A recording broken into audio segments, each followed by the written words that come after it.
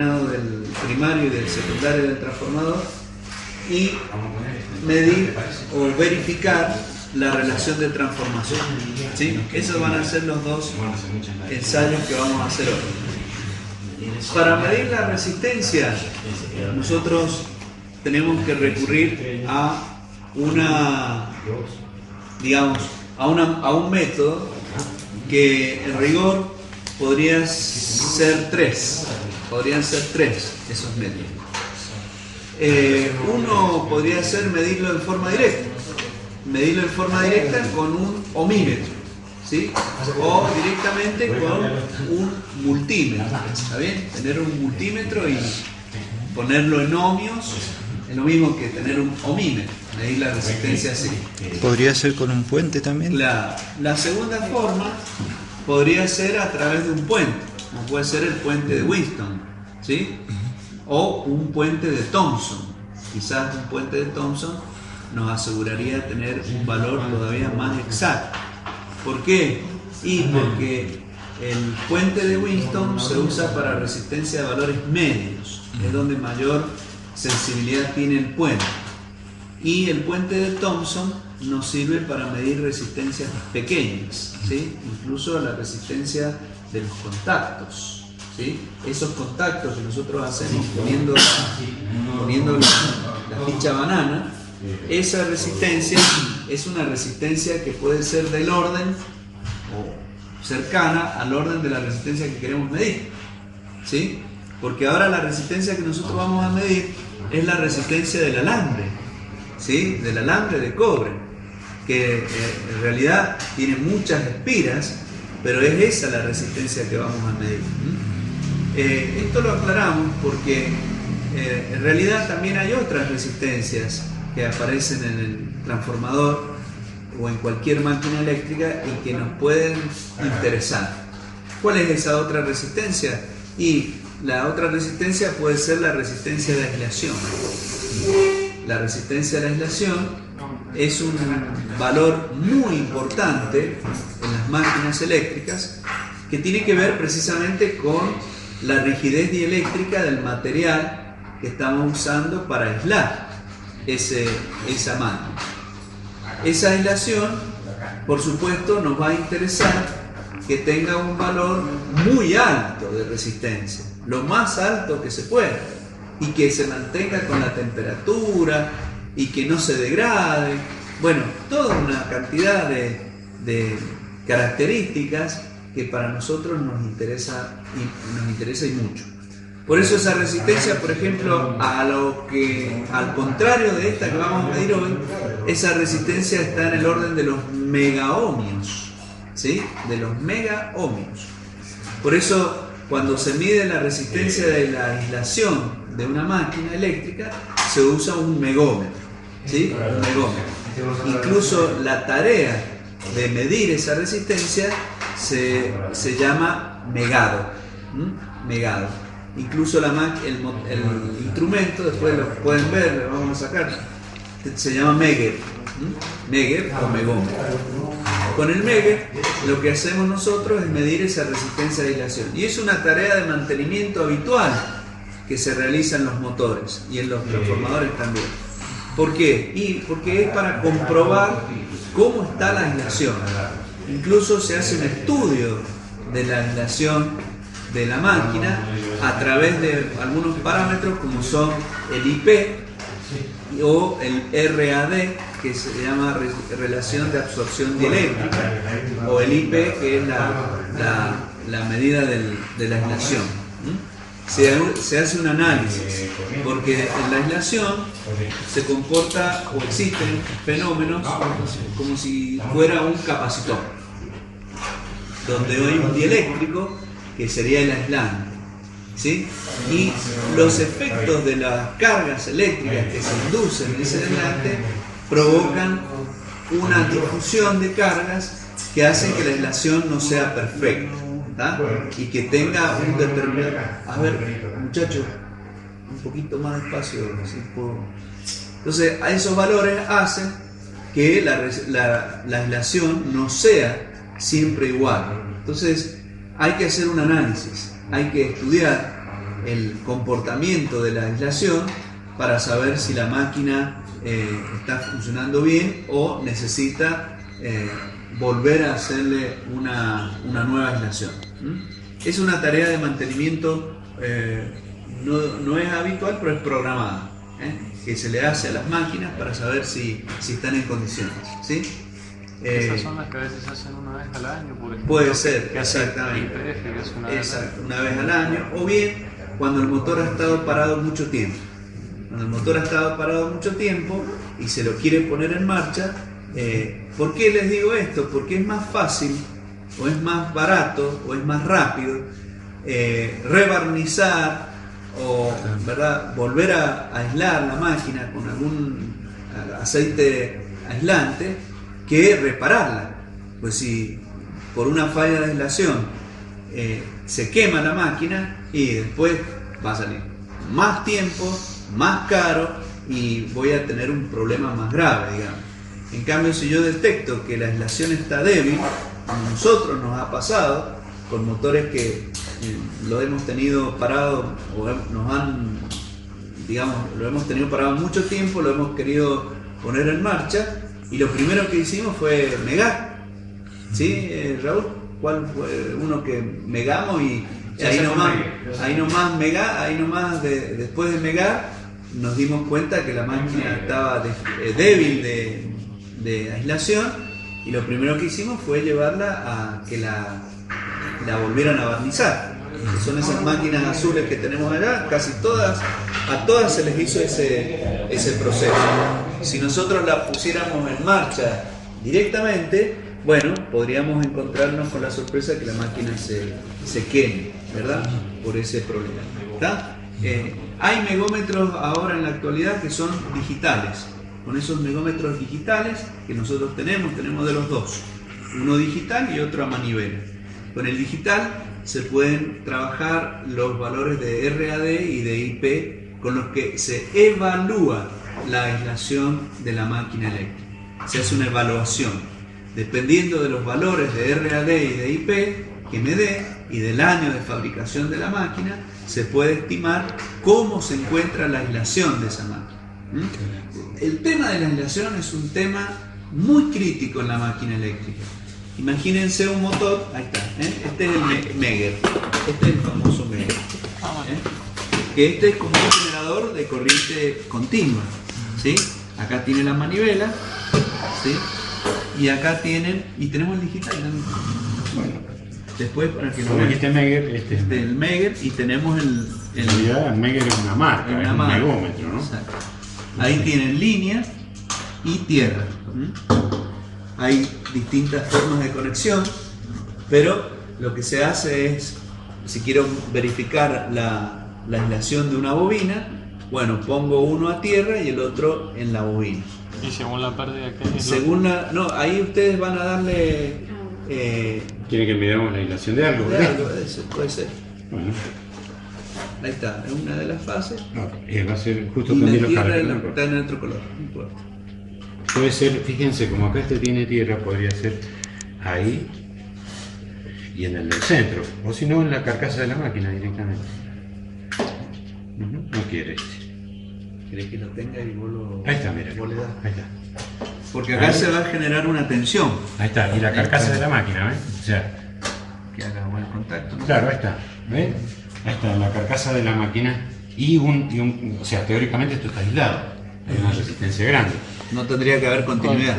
Claro, entonces fíjense, yo le doy ahora, ahí estoy dándole 500 volts, mirá la resistencia, mirá el valor, fíjate cuánto dice ahí. Infinito dice, claro, es un valor muy grande de tensión, pero en realidad las pruebas, yo lo he hecho apurado, ustedes se dan cuenta porque está el profesor hablando, pero yo qué hago primero, como cualquier electricista, primero prueba el instrumento. Claro.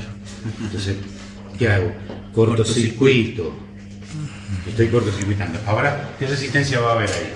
Tirando a cero, ¿no es cierto? A ver si es cierto, tiene que venir para acá, ¿no es cierto? Mira. ¿Ves? Mira, ¿qué dice ahí? Cero dice, claro. Así cero. Y así abierto, infinito.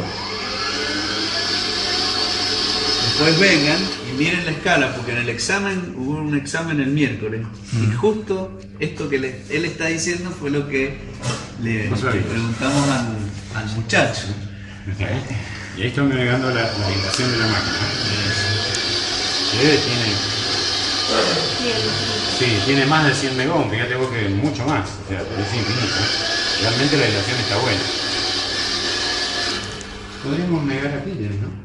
Bueno, es grande, ¿no? Después lo hacemos como... Bueno, listo. Esta medida, esto me dice si está buena o, digamos, si está aislado. Lo que yo les estoy diciendo ahora con el digital, después ahí lo va a traer el digital. Con el digital lo que nosotros hacemos es la evaluación. ¿Por qué le hacemos la evaluación? Porque esos valores de RAD, relación de absorción dieléctrica, y el IP se sacan por tiempo. Se van tomando valores de resistencia, de aislación, por tiempo. A 1 minuto y después a los 10 minutos se hace un cociente y ese valor nos va a dar un resultado que, dependiendo del año de fabricación, hay una tabulación con la que uno comprueba cuál es el estado de esa aislación. Porque ustedes, fíjense, ustedes que van a ser petroleros, si ustedes les dicen, a ver, hagan la evaluación de la aislación de los motores que ustedes tengan en el equipo, supongamos que sea una tarea que la puedan hacer en ese momento. Y bueno, a lo mejor esa evaluación les dice, mirá, están flojitos de aislación. Ahora que no tenemos mucho, no estamos muy angustiados por el tiempo, bueno, convendría hacerles no, esta es la... El de resistencia de tierra. Ajá, este es el... Hay otro que no lo conozco. El chiquitito. Bueno, este viene bien. Bueno, son otros parámetros. Esto que ha traído el profesor, esto es para medir la resistencia de la puesta a tierra. ¿Cómo está este es para medir la resistencia de la jabalina. Además de eso, este instrumento me permite medir la resistencia de tierra, precisamente, que es otro parámetro. Eso era que decía que se ponían en varios puntos y se hace un promedio. Claro, pero nosotros podemos medir dos cosas con él. Este aparato nos permite medir dos cosas. Una que nos permite medir es la resistencia o resistividad del terreno. Nosotros, cuando hacemos los cálculos de la sección del cobre, de los conductores de cobre, por ejemplo en el cálculo de las líneas, ustedes están usando cobre y aluminio, ¿sí? ¿Y qué asumimos como dato? Y asumimos que la conductividad eléctrica del cobre vale 56 y que la conductividad eléctrica del aluminio vale 36, ¿sí? Ahora, nosotros asumimos ese valor y en función de ese valor, que lo asumimos como constante, hacemos el cálculo de la sección, ¿sí? Ahora la pregunta es, ¿ese valor es constante? ¿Siempre vale lo mismo? Bueno, acá tienen, ¿eh? Este es el otro instrumento que tenemos para medir la resistencia de aislación. Pero este instrumento es para hacer, es más... es mejor que ese, digamos. No puedo sacar el plástico. Después lo miran ustedes. Este instrumento, vieron que el profesor les dijo que lo tenía para 500 volts. Bueno, acá tienen otros rangos más. Tienen para 1000, para 500 y para 250 voltios. Acá lo que se hace es generar pulsos. Se generan pulsos de alta tensión, digamos, una tensión elevada. Se pulsa, se lo libera y empieza uno a registrar valores cada ciertos intervalos de tiempo. Ustedes van a ver que esos valores van cambiando, los valores de resistencia van cambiando, hasta que pasado ese tiempo se hace una tabla, se hace el registro de todos esos valores, se relaciona el del primer minuto con el de los 10 minutos, se hace un cociente y de ahí surge una relación. Y el IP se hace de igual forma, pero con otro tiempo. Este cada 10 minutos, el otro al primer minuto. Con esa evaluación, con esos resultados, se evalúa cómo está la aislación. Porque yo acá lo único que hice fue saber si la aislación está o me está dando un valor relativamente alto. por ejemplo, me dio 100 megas. Pero ese valor, debido a fenómenos del aislante, las cargas eléctricas se comportan como si fueran un capacitor y hay fenómenos de polarización, de difusión de las cargas que, dependiendo del estado de la aislación, me va a decir si se están difundiendo en el tiempo o está tardando esa difusión. Eso es la degradación del aislante, que depende de la temperatura y del tiempo que ha estado funcionando la máquina. Por eso les digo que esta es una tarea de mantenimiento, mantenimiento preventivo, ¿sí? Con esa evaluación yo estoy seguro o puedo decidir si, como les decía recién, en el caso del que les estaba explicando, puede ayudarles a decir, bueno, hagámosle un barnizado a las máquinas, lo cual es fácil, y a lo mejor en un día, un horno de secado, entre desarmar, armar, en un día ya está lista la máquina. Y eso me asegura una vida útil mayor. Y es un proceso relativamente sencillo que no requiere grande inversión, ¿sí? Simplemente una tarea de mantenimiento preventivo. Por supuesto hay que desarmar, volver a armar, ¿cierto? Todo un proceso. Pero nunca va a ser el tiempo que llevaría si la máquina se quema. ¿Está claro? Si la máquina se quema, además armar y desarmar, va a tener que estar un tiempo parada. Y los costos van a ser totalmente diferentes. No solamente el costo de reparación, sino también el costo de tener la máquina parada. ¿Se dan cuenta? Por eso la evaluación de la aislación de un motor o de una máquina eléctrica. Pero eso lo podemos hacer nada más que con el. Pero para aislarla no hay que pararla de vuelta. Claro, sí, por eso digo, no es lo mismo tenerla parada un día y con un costo que es barato, porque el barnizado no es caro, que tenerla parada a lo mejor una semana o 15 días porque hay que bobinar de nuevo si se quema, ¿me entiendes? Hay que reparar la bobina que se ha quemado, más los otros daños que pueda tener, y todo eso es mucho más tiempo y mucho más dinero, mucho más, seguro, ¿sí? Entonces, con un mantenimiento preventivo así de simple, yo puedo tener la prevención de alargar la vida útil del motor, si es un motor. Y por otro lado, a veces, también esto lo tienen que tener muy en cuenta, que es cuando las máquinas están paradas mucho tiempo, ¿sí? Cuando la máquina ha estado parada mucho tiempo, la aislación se degrada, ¿sí? Entonces uno dice, bueno, la ponemos en marcha directamente. Sí, ustedes la pueden poner en marcha directamente, pero si la aislación ya se ha degradado mucho, capaz que ande 2 horas y se queme. ¿Está bien? Los vehículos están mucho tiempo detenidos. Claro, exactamente. Entonces uno tiene que evaluar primero, hacer una evaluación o hacer un mantenimiento, que es lo que nosotros hemos hecho con los motores que tenemos allí. Primero que hicimos fue medir la aislación, ver si no había continuidad, como les mostró el profesor, a ver si no había alguna bobina masa, probar, medir. Y después recién vendrá la puesta en marcha. ¿Ese código IP tiene que ver con el nombre IP, con el de las cajas IP65, por ejemplo? Claro, todos vienen con el mismo, son las siglas en inglés, que es Insulation Protection. Ah, sí. ¿Me entiendes? Pero tienen, dependiendo de qué es lo que yo estoy verificando, es la interpretación que yo le doy. Por ejemplo, los tableros, esos tableros que tienen allí, o lo que aquel que está a bueno, algunos vienen con un IP que le llaman. ¿Por qué? Porque le asegura estanqueidad a la humedad, a ciertos factores de temperatura. Por ejemplo, hay algunos que pueden estar a la intemperie y otros no. Ese, por ejemplo, no tiene ese IP que le llaman. Pero tiene que ver con esto que le estoy diciendo. Ahora, lo que estoy hablando yo del IP para el caso de la aislación de los motores o de los transformadores es otra cosa. Es otra cosa. Pero tiene también esta metodología que yo les estoy diciendo, que es una medición por tiempos, donde se van anotando los valores que se van registrando, y en función de eso, por los distintos fenómenos que se generan cuando aparece, digamos, esa polarización o esa difusión de carga a través del aislante. ¿Entiendes? Sí. O sea, que me dé infinito a mí Sí, infinito también me va a dar así. Claro. ¿Entienden?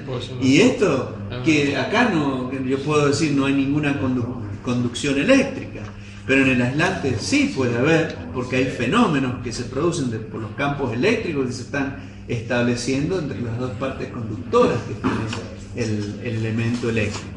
¿Se dan cuenta? Entonces, esos fenómenos me van a ayudar a interpretar si esa aislación está en buen estado o no, o está en un proceso. Esto es hilar fino, ¿está claro? Hilar fino sobre un proceso que existe, que hoy se conoce, que está estudiado y que me permite a mí hacer un buen mantenimiento preventivo. ¿Está? Por eso, por ejemplo, y esto se da en toda la tecnología, la mecánica también. En la mecánica hoy los autos, por ejemplo, no se engrasan. Antes era común que uno lo llevaba, estoy hablando 30, 40 años atrás, uno lo llevaba al lavadero y le decía engráselo. Entonces tenían lemites por todos lados donde venían con la grasera y le metían grasa, ¿sí? Para hacer que funcionen mejor todas las partes móviles. Hoy en día todo está estanco, todo es estanco, no hay ningún elemento. Entonces, ¿qué pasa? Las grasas que se usan son de características superiores y entonces con una buena estanqueidad eso puede ser, no se toca nunca. En ningún periodo se toca. Ya viene fabricado y sellado de esa forma. Entonces está totalmente estanco. ¿Se dan cuenta? Entonces, ¿eso por qué? Y porque se conoce ya más sobre la lubricación, que es toda una disciplina, y en función de los lubricantes que se van mejorando día a día, bueno, se logra una calidad que dice, bueno, si esto se mantiene estanco totalmente al polvo, sobre todo el polvo, ¿verdad? La tierra, digamos, que la tierra tiene partículas metálicas, hay un proceso de oxidación, el proceso de oxidación es una pila, bueno, hay todo un conocimiento sobre esto, sobre la fricción que genera. Entonces, ahí, por ejemplo, se asegura con la estanqueidad y las propiedades del lubricante, se asegura que eso no necesita ninguna revisión, ninguna prueba para saber si eso se encuentra en condiciones. Eso es de ahora.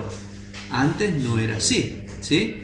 Ustedes a lo mejor son más jóvenes, nunca tuvieron que hacer ese proceso de mantenimiento, pero otros que sabemos, hemos vivido más años, sabemos que se hacía ese procedimiento, se levantaba el lemite y había que ingresar aceite o grasa hasta que del otro lado saliera limpia, porque pasa por un laberinto. Este es un proceso. Todos los elementos mecánicos tienen una especie de laberinto, se llama laberinto, incluso en los cortes se ve. Cuando lo vean en mecánica, pregúntenle dónde están los cojinetes.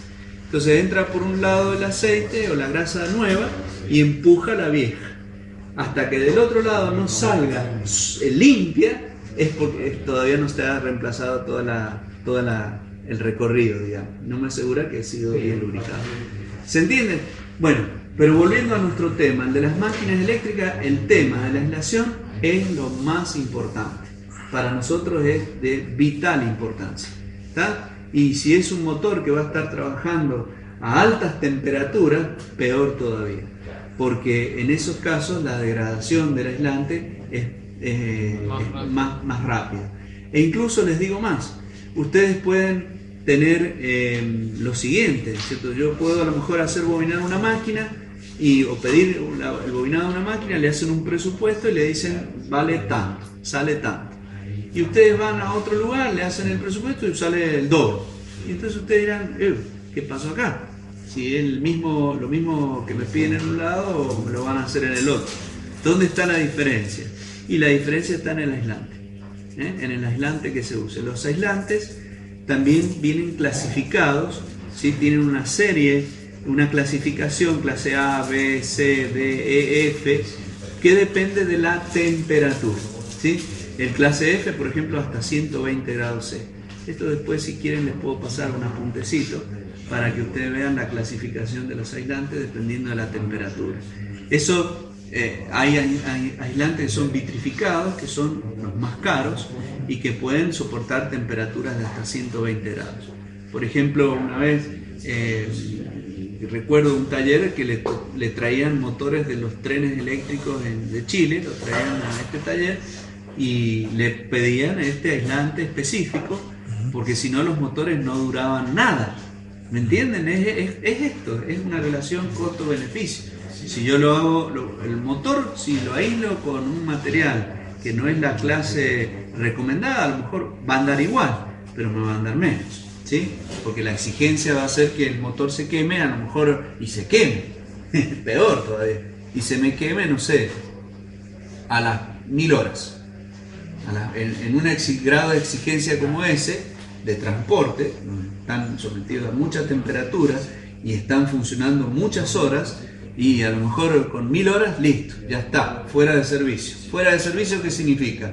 Parar, desarmar y no ganar, no tener beneficios, y porque eso está parado. ¿Se dan cuenta? En cambio, si yo coloco una aislación que me va a salir a lo mejor el doble de precio, pero voy a triplicar o cuadriplicar las horas de funcionamiento de ese aparato, bueno, se va a pagar solo lo que yo gastaría si estuviera parado. ¿Se dan cuenta? Entonces, todo va, en estos momentos, todo esto pasa por la aislación, ¿sí? Si yo, la de la aislación es otro procedimiento, que es lo que yo les acabo de decir. Por lo tanto, los valores de resistencia que nosotros vamos a medir ahora van a ser también muy bajos. Ustedes cuando midan estos valores de resistencia, van a ser resistencias del orden de los miliohmios, del orden de los miliohmios. Entonces, ese valor de resistencia que nosotros queremos averiguar, que queremos medir, lo vamos a hacer con un procedimiento, en este momento, que es un procedimiento volamperométrico, utilizando una fuente de corriente continua, en serie con una resistencia variable, que nos va a permitir variar la corriente y la tensión para que podamos tomar distintos valores. Si la proporcionalidad de la tensión y la corriente se mantiene, vamos a ver que la resistencia va a ser siempre la misma. ¿Está claro? Eso es una situación provechosa, porque si la resistencia es variable para distintos valores de tensión y temperatura y de corriente, ahí algo están dando mal. ¿Está claro? Este método que estamos usando nosotros es un método que utiliza una fuente de continua, ¿verdad? ¿Por qué usamos una fuente de continua? Esta es la pregunta que yo les traslado a ustedes. ¿Por qué estamos usando una fuente de continua? ¿Qué pasa si usáramos una fuente de alterna, por ejemplo? Exactamente. Si usáramos una fuente de alterna, no mediríamos resistencia, sino estaríamos midiendo una impedancia.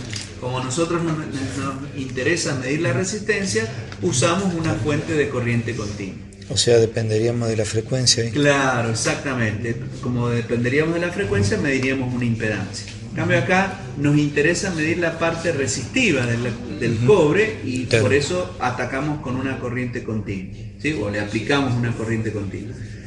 Bien, ahora, ¿qué nos conviene de esa corriente continua? Bueno, nos conviene que sea una fuente estable. Nosotros antes de este ensayo lo hacíamos con una fuente rectificadora, lo hacíamos con un rectificador de diodos para lograr la corriente continua, ¿sí?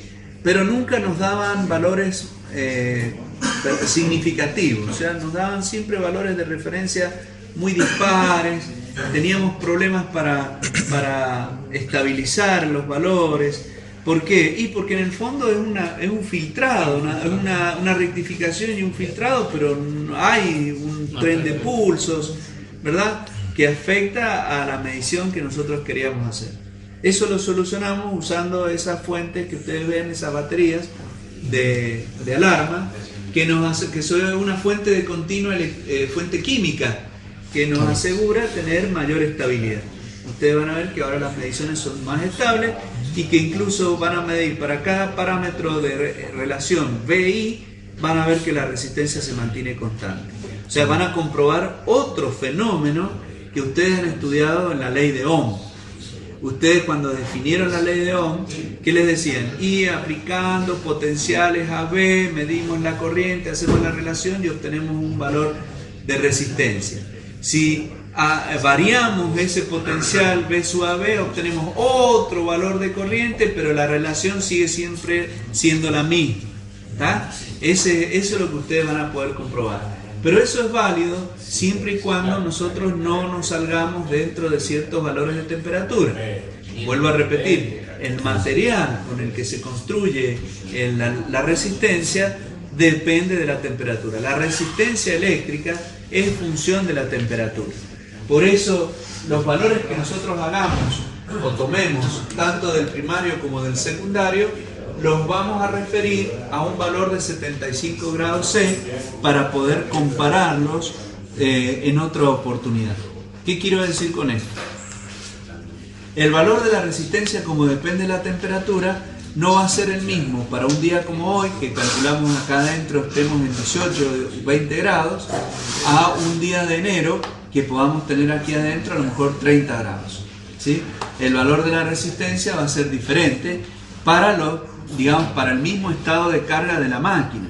¿Sí? Para el mismo estado de carga de la máquina, es decir, la misma corriente que esté circulando por él, no va a ser la misma cantidad de calor que se genere, porque la resistencia no va a ser la misma.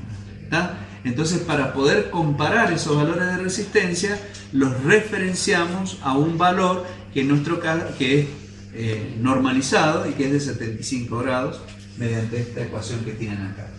Bueno, lo que hacemos es una corrección de la corriente, ¿verdad? Porque acá tenemos que la corriente verdadera que circula por el bobinado es la diferencia de la corriente que mide el amperímetro menos la corriente que se deriva por el voltímetro. El voltímetro, al ser analógico, nos consume una cierta intensidad de corriente, donde eso se hace ver a través de esta expresión con la resistencia interna del voltímetro, que es un dato que nosotros ya hemos obtenido. Bueno, entonces, trabajando con esos valores, determinamos la resistencia tanto del primario como del secundario para distintos valores de tensión y de corriente, y hacemos un promedio para verificar que esa resistencia se mantenga constante. Es la que tienen en aquella mesa. Ese es un transformador de distribución a escala que tenemos acá en el laboratorio, que es trifásico, y entonces en esos casos lo que hacemos es trabajar con la resistencia 1,2, con la resistencia 1,3, con la resistencia 2,3 dividido 3. Y de ahí sacamos la resistencia 1 del primario, por ejemplo, como promedio de los valores de resistencia tomados para cada una de las fases. Eso lo repetimos, tanto para el primario como para el secundario. ¿Sí? Eso es para que vean cómo se puede hacer este procedimiento también en un transformador trifásico. ¿Ha entendido eso?